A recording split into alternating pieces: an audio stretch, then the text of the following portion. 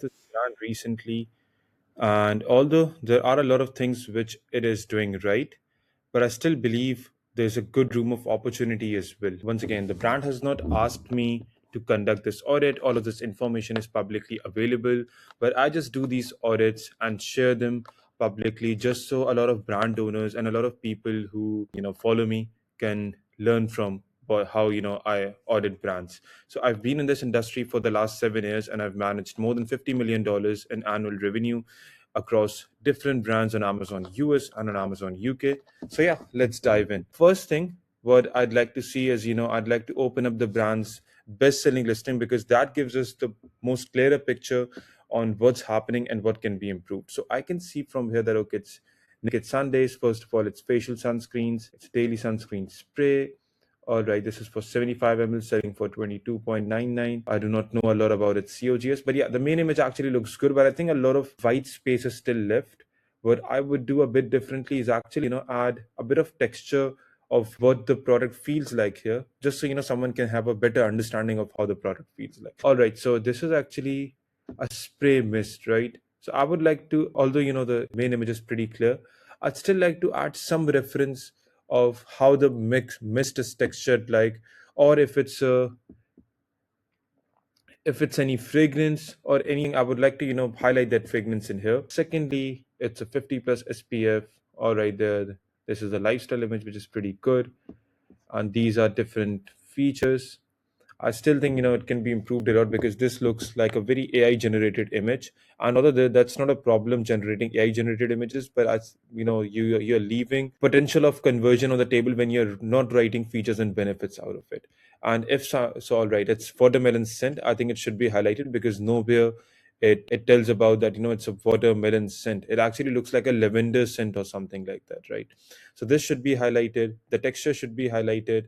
Moving down, this should have more and more features. If there's a bit of confusion how to find those features, you can actually go ahead and read your reviews, and if there's any negative points and you've resolved that, you should of course address that. And if there are lots of positive points and there's a certain trend of people leaving positive reviews, such as it's a non-greasy, and you see that most of the people who give 5-star reviews talk about it being non-greasy, so that if it's such an important point, then you should be adding it up here, right? Although I think it's added.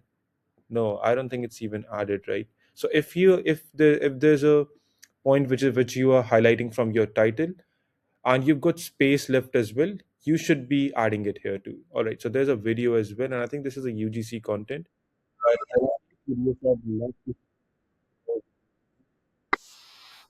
uh, all right, let's mute this up.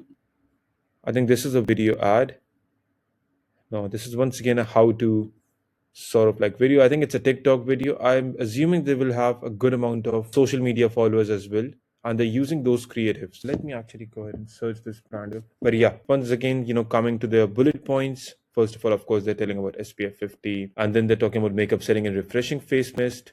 So if it's a makeup refreshing face mist, I think they should be highlighting. All right, they've highlighted it here, which is good. Reapply your SPF 50 plus effort. And another thing that I want to mention here is that I see that there are other products which are trying to target them space straight away from sponsored product ads. And if they've got like more products, which they do, I think they should be sort of like self-targeting themselves in order to remain on a defensive position, especially on the best-selling SKUs. So one thing that a lot of brand owners uh, miss a bit on is you always have to do defensive targeting on your best-selling SKU if you have a decent sized catalog. And I think they do have around 20-25 products. Yeah. So they do have around 20 products. It could be targeted, but you do not, if those CPCs are pretty high, you do not need to be running it on all of your SKUs. But the SKU which you get most amount of traffic on, you just have to run it on those SKUs. The reason being that to land on your product detail page, and then you're letting other people, take away your customers from here. So that is something which I will be doing different. Now let's scroll down a bit below. Of course, with sunscreens, A plus content is very important. I don't think they've added a brand story. I would definitely suggest them to do so. This is what I do differently on this one as well. So it's an award-winning formula. If this is an award, it should be mentioned that where did they get this award from, just so it can build that kind of trust with the customers. One another thing that I noticed is that they've got one, two, three, four carousels on their A plus content. And all right, this is the brand story, right? So they've got one, two, I think they've only got three carousels. The problem with three carousels is that just when I scroll down, I see multiple people, multiple sunscreen brands, running once again sponsored product ad targeting their ASIN. But if they would have had, at least five carousels here, and the more carousels, the better. The reason for that being, this is actually your real estate. Your product detail page is your real estate. And if you are letting your potential customers have a look at your competitors early on, it's not beneficial for you. I'll explain you how that happens. So for example, there's a customer here, and it's a bit of a finicky customer. He's going to scroll down a bit, and just with one scroll, he's going to get exposed to your competitor ads. Now what could have done a bit better is actually adding more carousels here, just so potential customers being exposed to those competitors, there's more friction on that, right? So if you've got like five carousels, it might take an extra scroll or even half an extra scroll, and that also improves your conversion rate. That also improves your add to cart to conversion rate. And plus, of course, if you've got real estate, if you've got a billboard option, you need to ensure that all of that billboard is being covered. It does not make a lot of sense to actually have, cover a lesser portion of that billboard, and even though you are like paying for it, right? So every customer which is coming on here, you're paying for that cost per click, and then you're not adding that real estate. So that's the second thing which I'd like to do. So this is the best selling SKU. The storefront actually looks pretty decent, and I actually like the colors that they're using. They're they straight away direct me that okay, it's a beauty lover, it's a makeup sunscreen sort of like a brand. Then they've got a pretty good video as well. I think the model that they're using, quite honestly, that also resonates a lot with their, if it resonates a lot with what their demographics of customers are, it's actually pretty good. So you just have to ensure that whatever model you are using, most of your customers are based out of that. Because one of the sunscreen brands that we manage, most of their customers are in between 35 to 44 years of age. So we cannot use, let's say, a 20-year-old model, although we do use that as well, especially with the UGC content, because we want to introduce that product in front of more customers. But even then, with my premium A plus content, I have added a 35-year-old mother, because most of my customers are mothers. So you just have to make sure that whatever models you're using, they're more relatable for all your potential customers.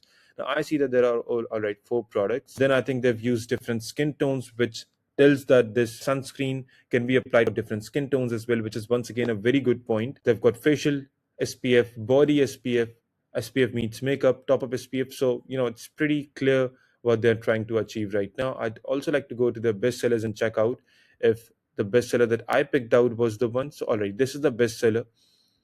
And then they've got this bestseller, which I've opened up here. And I think it has got similar things which can be improved, as I talked about earlier. So once again, it has got limited A plus content. It's once again giving a lot of other competitors a bit of exposure as well. This is their third bestseller. I doubt it a little bit, because if they're diverting their traffic to their storefront and people are actually clicking on bestsellers, you have to ensure that your bestsellers are added there. That's what the bestseller means, right? And here I see that the third bestseller is having $1,450 of revenue with 75 units being sold. But this is, in my opinion, the third bestseller, because this is doing around $9,400 or around 10K in revenue. So I think this should be added on this storefront. And if in case it is continuously changing, so the third number of bestsellers continuously changing, I would definitely suggest them to, of course, have a look at the past data and ensure that whatever third bestseller you're having, he has got decent rating, right? Because you already have a good amount of products. This has already got 4.3 ratings, 392 reviews, right? So it makes a bit of a less sense to actually push up something which is not the bestseller. You've got lesser amount of ratings, and you've got lesser number of reviews as well. So I would rather put something with 4.3 and 300 plus reviews, especially if I'm diverting my traffic to storefront. Second thing that I'd like to notice, and this is a very important part as well, is what is their keyword strategy. right? So I just click on here, the top keywords that Helium 10 tells, and I see that there are three different keywords: FSA Sun Care, where they've got a top second organic rank, a 3200 search volume, decent search volume, good organic rank. Naked Sundays, which is of course their own brand keyword. I'd like to actually open up their own keyword as well. I think these are a good number of searches which are coming in. So definitely they do have a social media presence, which is bringing those customers in here. And then they've got FSA makeup as well. All of these, and they've got pretty decent bids, not a lot, but definitely, by improving your a lot of stuff, you can actually improve your conversion rate as well. Now this, they're running a sponsored brand ad, coming to product detail page. In my opinion, no, it's coming to the storefront. All right, this, it's coming to the storefront, and I think this is a different page than when I clicked on the original storefront, what it looked like. All right, so of course they're running sponsored product ads here. This is another brand which is targeting them, and right now these are the organic rankings that they've got. So of course in here they've got a texture, but I would definitely suggest them having texture over here as well. So this was one of their main keywords. Now they've got FSA sun care and FSA makeup. I think that these keywords are a bit less. What I do is just straight away reverse ace in this and see this best sponsored keywords and what are their organic ranks there. So I just reverse ace in their best sellers, the minimum search volume at 500, and only selected sponsored product match type. Now when I see here, when I sort it according to the organic ranking, I see that only Naked Sundays has got top organic ranking. The second one, La Roche, is actually, brand name.